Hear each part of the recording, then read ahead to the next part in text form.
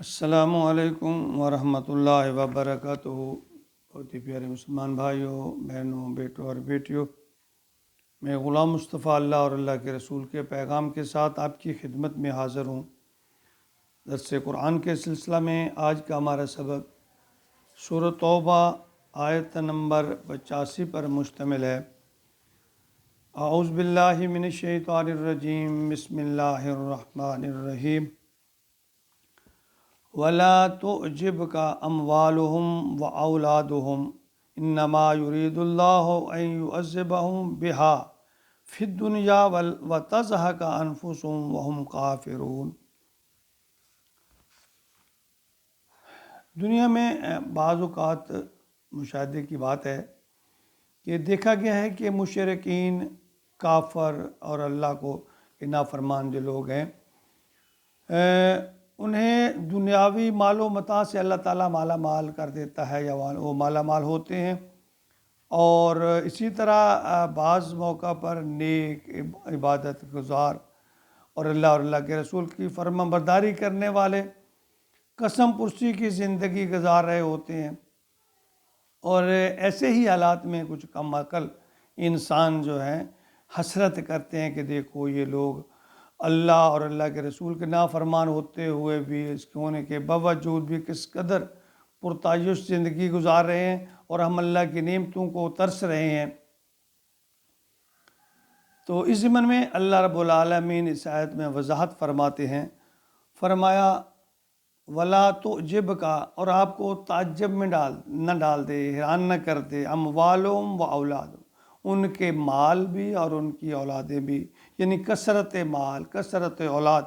انما یرید اللہ، صرف اللہ یہ چاہتا ہے، ان یعذبہم، کہ انہیں عذاب کریں بہائی سے، یعنی اسی سے اللہ تعالیٰ، اسی مال اور اولاد سے ہی اللہ تعالیٰ ان کو ایذا پہنچائے، تکلیف پہنچائے، آزمائے، فی الدنیا، دنیا میں، وَتَزْهَقَ أَنفُسُهُمْ، اور نکلے ان کی جانیں، وَهُمْ کافرون، کفر پر ہی، یعنی ایسی ان کی حالت ہو جائے کہ کفر پر ہی ان کی جان نکلے۔ یعنی اللہ رب العالمین فرماتے ہیں کہ آپ ان کی ظاہری جو خوشحالی ہے وہ تمہیں دھوکے میں نہ ڈال دے کہ یہی مال و متاع اور اولاد ان کے لیے آخرت میں وبال بنے گی، ان کے لیے سزا کا باعث بنے گی۔ اور اسی طرح کا ملتے جلتی بات جو ہے آیت سورۃ توبہ آیت نمبر 55 میں بھی اللہ تعالیٰ نے فرمائی، فَلَا تُعْجِبْكَ أَمْوَالُهُمْ وَلَا أَوْلَادُهُمْ، کہ اے نبی آپ کو ان کے مال اور اولاد تعجب میں نہ ڈال دیں۔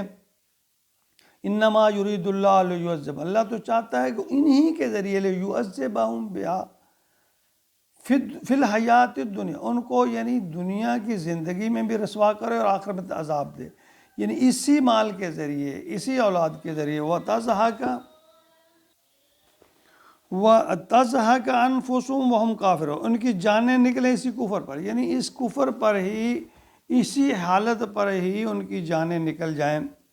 سورۃ آیت نمبر 131 میں رب العالمین نے فرمایا، وَلَا تَمُدَّنَّ عَيْنَيْكَ إِلَىٰ مَا مَتَّعْنَا بِهِ أَزْوَاجًا مِّنْهُمْ زَهْرَةَ الْحَيَاةِ الدُّنْيَا لِنَفْتِنَهُمْ فِيهِ، یعنی کئی طرح کے لوگ ایسے ہیں کہ ہم نے دنیاوی زندگی میں ان کو عیش کی چیزوں سے نواز دیا تاکہ ان کی آزمائش کریں، آپ ان پر نگاہ نہ رکھیں، ان پر نگاہ نہ کریں، یعنی ان کی طرف نہ دیکھیں۔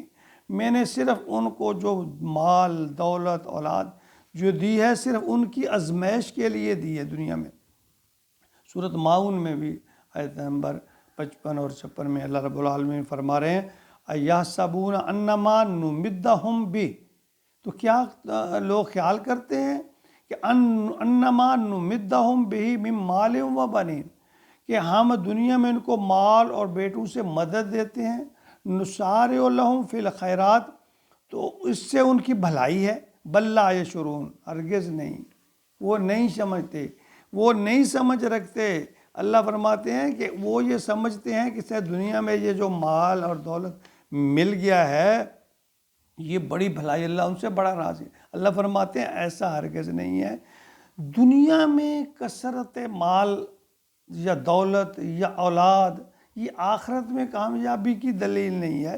دیکھیں ہمارے پاس بہت بڑی مثال ہے، اگر کامیابی کی دلیل یہی ہوتی تو محبوب خدا صلی اللہ علیہ وآلہ وسلم آپ کی نہ نورینہ اولاد بچی اور نہ آپ کے پاس مال و زر یا بنگلے یا رہائش یہ حضرت فاطمہ رضی اللہ تعالیٰ عنہا فرمایا کرتی تھی کہ ہمیں یاد نہیں ہے کہ 3 دن تک ہمارے گھر میں متواتر آگ جلی ہو۔ حضرت عائشہ کا بھی یہی ایک فرمان ملتا ہے، ایک وقت کا کھانا کھا لیتے تو دوسرے کا نہ ملتا، دوسرے کا کھا لیتے تو تیسرے کا نہ ملتا۔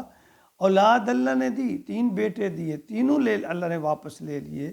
یعنی اگر یہ دنیا میں کامیابی کی کسوٹی مال یا اولاد ہوتی تو نبی پاک صلی اللہ علیہ وسلم کے پاس تو دنیا کی سب سے زیادہ مال و دولت ہوتی، زیادہ اولاد ہوتی۔ بلکہ نبی اکرم صلی اللہ علیہ وسلم ایک حدیث میں فرمایا آپ نے کہ اگر میں چاہتا تو یہ جو مکہ اور مدینہ کے جو پہاڑ ہیں یہ اللہ تعالیٰ سونے کے بنا دیتا اور یہ میرے ساتھ چلتے۔ یعنی اگر دنیا میں کامیابی بظاہر آسائش میں، مال میں، اولاد میں، دولت میں ہوتی تو دنیا کے سب سے امیر ترین انسان محمد رسول اللہ صلی اللہ علیہ وسلم ہوتے۔ لیکن ہم نے دیکھا، تاریخ شاہد ہے، حدیث مبارکہ گواہ ہیں کہ آپ کی زندگی، آپ نے کے پاس بہت سادہ لباس، بہت سادہ رہائش، اولاد اللہ نے دی واپس لے لی۔ یعنی ان سب حالات میں ہوتے ہوئے ہمیں یہ سمجھ لینا چاہیے کہ جو آج کل ہمارے ہاں ایک کامیابی سمجھا جاتا ہے کہ فلاں بندہ بڑا جی کامیاب ہے جی، اللہ اس پہ بڑا خوش ہے جی، کیا ہے کہ اس کے پاس اتنی جائیداد ہے، اتنا مال ہے، اتنی کار کوٹھیاں بنگلے ہیں، نوکر چاکر، اتنا کچھ ہے، اولاد ہے، اولاد بڑے عہدوں پر ہے جی، بڑا کامیاب ہے۔ نہیں، یہ کامیابی کی دلیل نہیں ہے۔ اس کو آپ دنیاوی کامیابی کہہ سکتے ہیں، بلکہ اس کو آزمائش کہہ سکتے ہیں۔ اللہ کی طرف سے یہ بہت بڑی آزمائش ہے۔ ہاں، اگر ایک انسان ان تمام چیزوں کے ہوتے ہوئے وہ اللہ کے احکامات کی پیروی کرتا ہے، اللہ اور اللہ کے رسول کے مطابق اپنی زندگی بسر کرتا ہے، پھر تو سونے پہ سہاگا ہے۔ لیکن اکثر دیکھا گیا ہے کہ یہ چیزیں انسان کے لیے آزمائش بن جاتی ہیں، جیسے کہ پچھلے سبق میں نے ذکر کیا۔ اللہ تعالیٰ فرما رہے ہیں کہ میں یعنی یہ جو مال و دولت 55 آیت جو ابھی میں نے پڑھی اس میں، اور کہ یہ جو مال و دولت ہے، یہ جو چیزیں ہیں، یہ کوئی کامیابی کی دلیل نہیں ہے انسان کے لیے۔ اس میں کوئی یہ نہیں ہے کہ اللہ خود فرما رہے ہیں وَلَا تَمُدُّنَّ عَيْنَكَ إِلَىٰ مَا مَتَّعْنَا بِهِ أَزْوَاجًا مِّنْهُمْ زَهْرَةَ الْحَيَاةِ الدُّنْيَا لِنَفْتِنَهُمْ فِيهِ۔ کئی لوگوں کو ہم نے دنیاوی زندگی کی آرائش اس لیے دیے تاکہ ان کو آزمائیں، آپ ان پہ نگاہ نہ رکھیں۔ اور پھر فرمایا أَيَحْسَبُونَ أَنَّمَا نُمِدُّهُم بِهِ مِن مَّالٍ وَبَنِينَ۔ تمہارا کیا خیال ہے کہ دنیا کی مال و متاع، دنیا کی اولاد، کار کوٹیاں، یہ کوئی کامیابی کی دلیل ہے؟ نہیں، ہرگز، نسارع لہم فی الخیرات بل لا یشعرون۔ یہ بھلائی نہیں ہے، اس میں بھلائی نیک اعمال میں ہے، اللہ اور اللہ کے رسول کی فرما برداری اطاعت میں ہے۔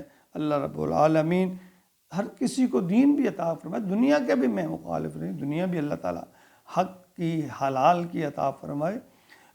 لیکن اس کے ساتھ ساتھ جو ہماری نگاہ ہے، ہمارا جو خیال ہے، ہمارا جو مدعا ہے، ہمارا جو مقصود اور مطلوب ہے، وہ اخروی زندگی میں کامیابی ہونا چاہیے۔ اللہ تعالیٰ ہمیں توفیق عطا فرمائے کہ ہم آخرت کے دن جب اللہ کے حضور حاضر ہوں تو اللہ کی ذات ہم پہ راضی ہو۔